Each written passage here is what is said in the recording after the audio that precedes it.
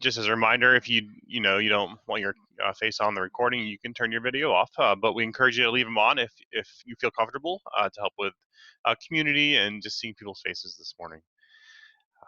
Our presenters today, we have Chris Baer and Dana Vermilya, two of our tax staff and assistive technology staff at IU17, and they're going to be presenting on UDL. We're very excited to have them here. With that in mind, if you have any questions during the presentation, please put them in the chat and we'll address them as they come up or at the end during our question and answer time. After we're done, there'll be you have the opportunity to fill out a feedback form on our website to give us feedback on how we did and also prove that you were here today if that's ever needed. So hopefully you enjoyed today's presentation. Dana and Chris, you'll have to unmute yourselves, but you guys can go ahead and get started whenever you're ready. Thanks, Scott. Chris and I are going to go back and forth with the slides, and so just bear with us with all of that. As Scott said, I'm Dana Vermilya. I am part of the tax staff and glad to be here with you today. And hi, I'm Chris Baer. I am part of the assistive technology tax staff as well. So today we're going to talk about universal design for learning and exactly what is that. So this is just an overview. So universal design for learning in simple terms, in order to serve our students more effectively, we should be providing them an approach based in this universal design for learning, which allows for multiple means of engagement, multiple means of representation, and multiple means of expression. That means that we need to provide options that are not just online tools, which right now is tricky, right? We're all trying to figure out how to do this. It would mean that students will be given options for engagement with their materials. They'll be given options for receiving or acquiring information. So it might be through books and videos, discussion, online interactions, and options for showing what they know, writing, speaking, drawing, creating, all of those different sorts of things.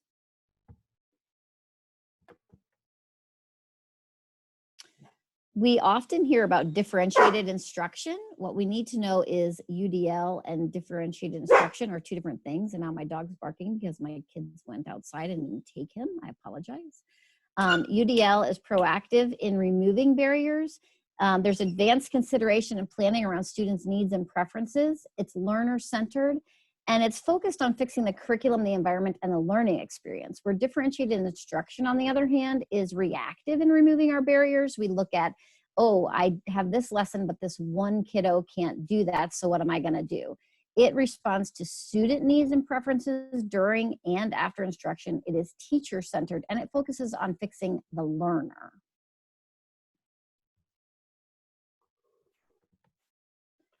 The next thing we're going to do, we're just going to watch a short video clip. It's by Katie Novak, and it's called The Dinner Party. It's about UDL. Oops.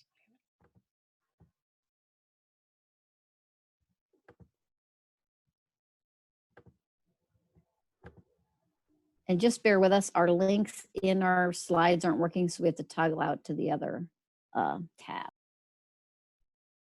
So people ask me all the time, what on earth is UDL? UDL stands for Universal Design for Learning, and it is not differentiated instruction. Whenever I present to teachers or I talk to teachers and I say, oh, UDL is a really great way to give kids choices for how they're going to learn and how they're going to personalize their learning, I hear, oh, I do that already. We used to call it DI.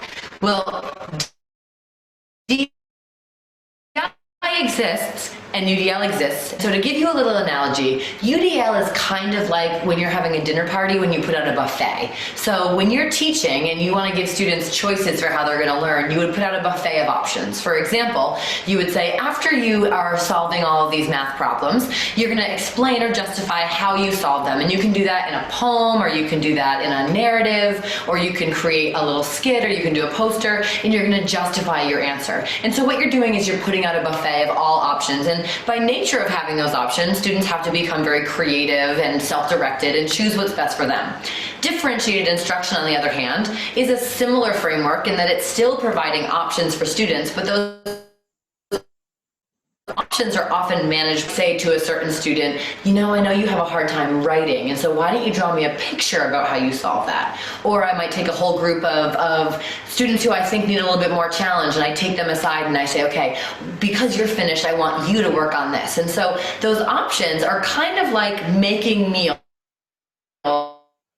for every single kid in your class. And if and allow my students to choose, or to make 30 meals, I would choose putting on a buffet. And so part of teaching and learning today is about giving students control of their own learning and transferring some of that power back to them, because coming up to a buffet requires that you have to self-assess, and you have to think about what is it that you need to eat and what is it can you eat, and then you put it on a plate together. Whereas as teachers, if we're worried all the time about creating these perfect meals for everyone, we're going to be exhausted and we're going to be burnt out in the kitchen. So just to follow up on that, I love the example that she uses of the buffet versus cooking a separate meal for every kid, right? If you're planning instruction and you're doing it catered toward every single kid in your class versus giving the whole class the same options, right? And they get to kind of pick and choose what they like. Doesn't that make more sense and seem like less work?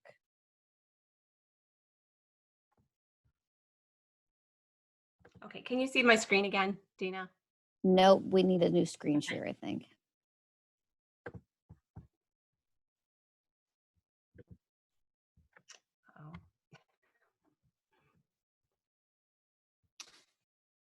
The next part we're going to get into, when Chris is able to get that back up, is we're going to talk about UDL and the brain.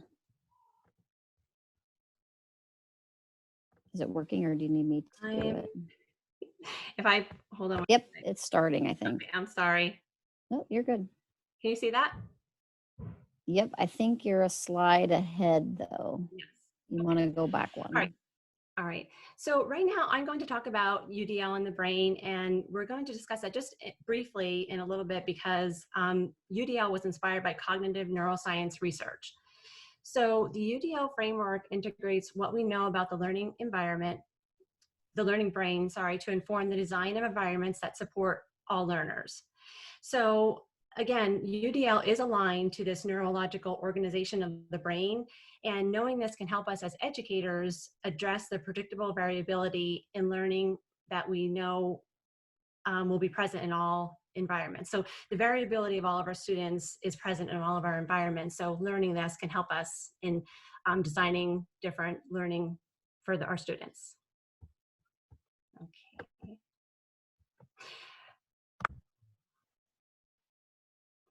All right, so knowing the key facts about the brain can help us better understand what happens during learning, and knowing these facts can also help us inform educators in how to design the learning for the variability of our students. So the geography of the brain, it states that incoming sensory information, what we see and what we hear, comes from the back of the brain, and these are the recognition networks. Processed and informed relayed for meaning is in the center of the brain, and these are the affective networks. And information is organized in the frontal lobes. This is the strategic networks. And these three networks are targeted in the UDL framework. So we're only discussing them briefly because this is just an overview of UDL, and our hope is that we're going to do a more thorough presentation talking about this in the future. But these three networks, the recognition network, the affective network, and the strategic network, are all targeted in the UDL framework. Okay. So what we know about UDL and learner variability is there is no average brain. Variability is the dominant feature of the nervous system, and variability is predictable and can be organized across those three brain networks that I just talked about that are targeted in the UDL framework.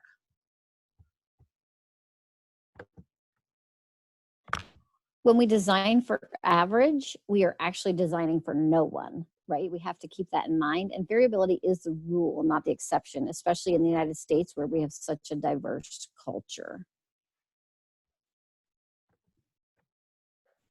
So this is in our to a video. We're not watching it because we don't have time. It's about a 10-minute video, but we wanted you to have access to it so you could go back and watch it. It's Todd Rose, and he talks about the myth of average and how it has hurt education. He says that we tend to design learning around average, and when we do this, we are actually kind of ignoring variability, and we're also ignoring our greatest resource, which is our diversity, or our greatest asset, I mean. When it comes to the brain, like Chris said, variability is the rule. So he uses the Rubik's Cube as an example. You know, the Rubik's Cube is something that there's strategies for solving. And if you're into patterns, there's strategies, right, to help you solve it. If you're into the algorithms, there's strategies for you to help you solve it. But what if you're blind? So a friend of somebody he knows is blind, and obviously they can't use the Rubik's Cube. So somebody created the Rubik's Cube with Braille on it. So that person can now solve the Rubik's Cube. However, the Rubik's Cube was completely white. So you can't use it if you don't know Braille. So now you're building 2 cubes instead of just 1. So why not instead just build 1 with the colors and the Braille, right? So anybody can access it. And he points out that if there's variability in something as simple as the Rubik's Cube, think how much there are in our other areas, like our, like our subjects at school. And we judge countries, often our countries judged on the average, right? We're behind average with performance in STEM compared with other countries. We hear that a lot right now. But what if, he says, what if average doesn't define us? And this is a quote from him. What if we try to win by being very serious about designing environments that genuinely support the full range of learners in our classrooms?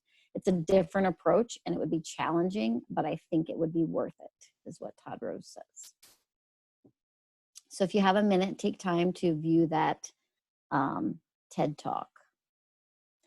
Then we're going to look at, we just threw in some of these little comic type things to help us think about this.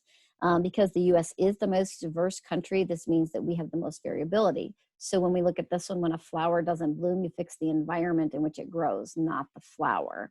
So like we pointed out with differentiated instruction, we're focusing on giving just that one learner access rather than changing the environment as we would with UDL. The next one says, you know, for a fair selection, everybody has to take the same exam. Please climb that tree. So when we hear the word universal, we tend to think it means the same for all. When it comes to UDL, it doesn't mean it's the same for all. It means it's the same opportunity for all. There's one end goal for everybody, but there's choice and voice in how you get there. This is another one, and maybe you've seen this one before, or maybe you've seen this one with just the first 2 pictures, but instead of accommodating for those who need it, you know, that third picture shows that all have access and it's the same access for everybody. We threw in another little video. So it's Shelley Moore. She talks a lot about inclusion. She's a big advocate for that. So we'll listen to this. Hi, my name is Shelley Moore, and I'm a third-year PhD student at the University of British Columbia in Vancouver. As Canadians, we have a reputation for finding and embracing the strength in our diversity. This value, however, hasn't been reflected in our classrooms, which still segregates students by ability, especially students with developmental disabilities. There's a gap in our understanding about versus what we understand and the importance of understanding inclusion in our practice. This is the question I'm trying to answer in my research, is how can we find the value in the day-to-day practice in our classrooms in terms of inclusive education? So how am I going to explain this to you? Now I can sit here and try and describe this, or we could have a little bit more fun. Why don't we go bowling? So let's talk about bowling. You have 10 pins, you have 2 balls, and you have a lane. The goal is to knock down as many pins as you can. But if you don't get them all, it's okay because you have another chance. But when I bowl and roll the ball down the middle and I don't knock them all down, what often ends up happening to me is that there's 2 pins left standing on either end and they stare at you. It's the 7-10 split and it's the hardest shot in bowling. How is bowling like teaching? The ball was the lesson, the pins are the kids. We aim for the middle, we do the best we can. The pins that are left standing, we often have another chance to kind of get to them, but at the end of the day, those 2 pins that are staring, looking at you, are kids who need the most support. need the most challenge. So we end up choosing one, and the other one is left standing. I just took all the fun out of bowling. Now, I don't know how many times you've watched professional bowling, but I spent an afternoon watching professional bowling, and let me tell you, there was not one bowler who rolled that ball down the middle of the lane. They throw the ball down the lane at a curve. And I was actually really curious about this, so I called up a professional bowler. He was so excited. I don't think he gets a lot of calls. He said the reason why the ball has to enter is because you will knock down more pins and create a bigger domino effect if you enter at that angle. But in order to do that, you have to change your aim. In order to knock down the most pins with one shot, he aims for the pins that are the hardest to hit. Now let's just let this sink in for a second. We are taught to teach the head pins. We are not taught to teach to the kids who are the furthest and the hardest to get to, the kids with autism, the kids with Down syndrome. The part that's critical here, and it really aligns with Universal Design for Learning, is that so often the supports that we design for those kids on the outside of the lane are actually supports that all of the kids need. This is the part we need to understand if inclusive education is going to move forward in Canada. How can we find this value of diversity in our classrooms between the students? This is not just important for the outside pins, but it's critical for every single one of us.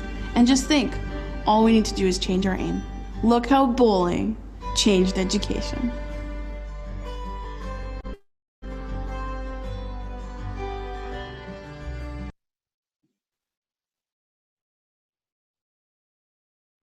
Okay, we're going to keep on moving forward so we have time for questions at the end. But the next slide talks about the goal of UDL is to use a variety of teaching methods to remove any barriers to learning and give all students equal opportunity to succeed. So Universal Design for Learning offers that flexibility in the way students can access material, engage with it, and show what they know. So when teachers develop lesson plans this way, it helps all the students.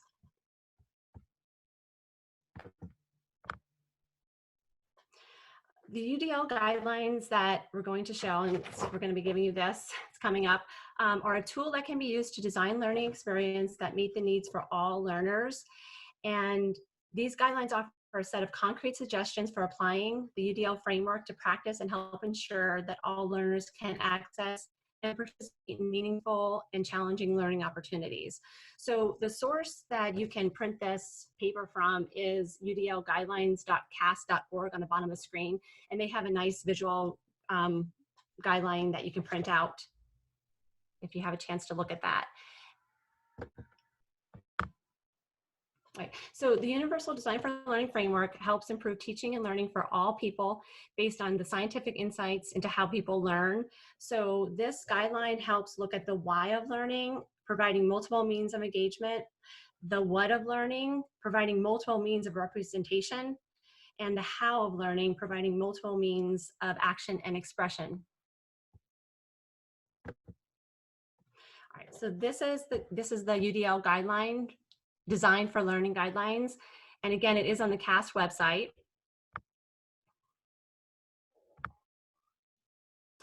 And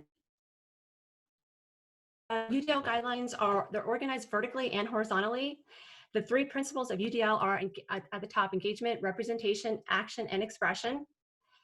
And each principle is organized and broken down in guidelines, which provide more detailed suggestions. And again, if you go on the CAST.org website, they really break down each component of this and give you really nice examples of how you can do this with your students and how you can teach them. The goal of UDL is to use these guidelines to develop expert learners who are in their own way, they're self-resourceful and knowledgeable, and they're self-directed. All right, so I'm going to go into this briefly so we can leave some time for questions.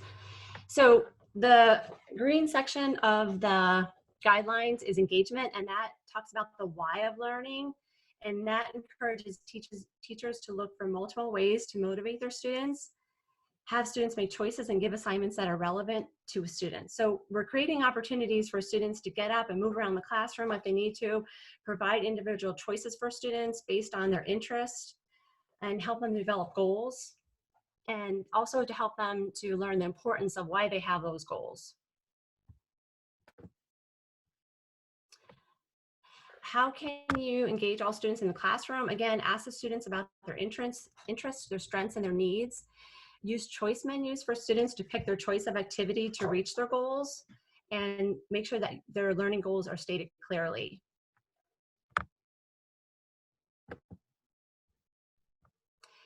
Okay, the purple section is the representation, the what of learning, and I'm sorry to go. I think it skipped ahead one too many. Sorry, it did. Okay. Thank you, Dana. So the what of learning is offering information in more than one format, customizing, these are just different ways you can do this, customizing the display of information. So if a student needs the size of a text enlarge or the image enlarge, if they need a contrast between the text and the background of a computer screen, we should have that available and ready for them. We can look at if the student needs the volume of something or the rate enhanced. Provide visual diagrams or charts, and provide descriptions, text or spoken, for all the images or videos that a student may see during their learning of a lesson. And how can we do that? We can provide accessibility tools through technology, and there are many supports out there for teachers to use, and provide options for engaging in text, the text-to-speech, the audiobooks for reading.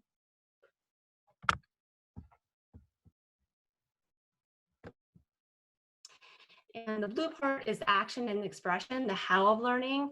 So give students more than one way to interact with the material and show what they learned. So there could be different testing formats used, taking paper and pencil test or oral presentation, or even a student can do a slideshow presentation. Teachers and students can work together to set individual goals, and the students make choices on how they want to accomplish their goals. And the goal is to have the students understand how they learn best.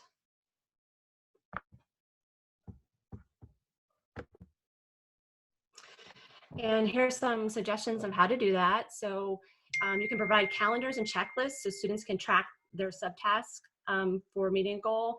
Again, allow a variety of formats that they can use in order to reach their goals, and provide the students with the assistive technology that they need, or if needed.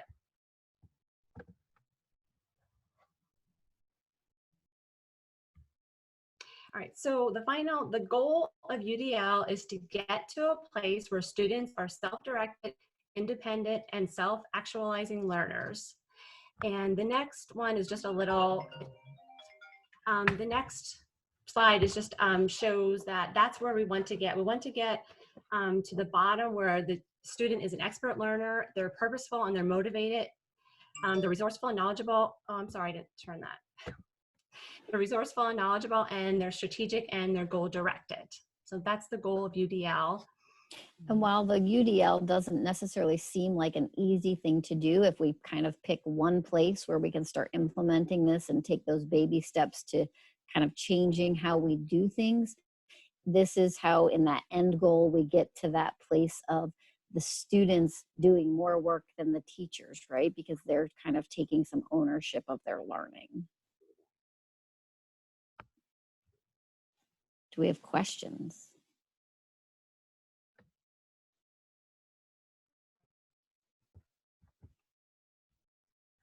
Can you see the chat, Dina? I can, but there aren't anything yet. And Okay. Are they able to unmute themselves now, Scott, if they have any questions? I can set that. Or no? Yep. So you can go ahead and unmute yourselves if you have questions. You can also post them in the chat. Any questions or comments? I thought you guys, there was that one quote that you guys had about the average. If you're teaching to the average, you're reaching no one. I think that's so powerful. I think that's a great. Yes. Yeah. Has anyone before this heard of UDL? Like, are you guys practicing? I know we brought this up because we thought that it would be a great basic, like a starting point for UDL and getting that understanding. The difference between differentiated and UDL, I think, is huge too. Yes, it is. Hi, Dana and Chris, it's Jim.